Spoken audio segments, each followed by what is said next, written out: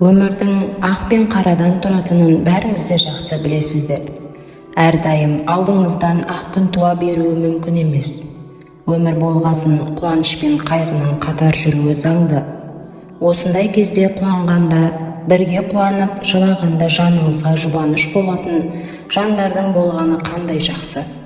Бүгін біз көңіл күйіңізді көтеріп, ерекше күш-қуат беретін қанатты сөздерді назарларыңызға ұсынамыз.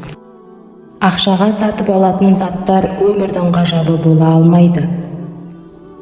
Арам тамақтан ешқашан адал ас өтпейді. Өмірге риза адамдарға ғана өмір қызық. Сіз тыныс алғанда тек демаласыз, ал жақсы көргенде өмір сүресіз.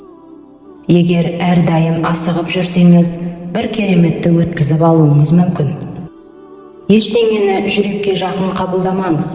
Жақын қабылдасаңыз ауыр тиеді. Өмірдегі әр күніңізді шаттық, ләззат, бақыт деп біліңіз. Өмірдің мәні айналаңызға қызмет етіп, көмек көрсету екенін ұмытпаңыз. Өмір таусылмас қуанышпен өтуі тиіс.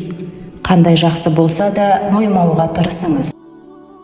Ең ұлы билік өз-өзіңізді билеу.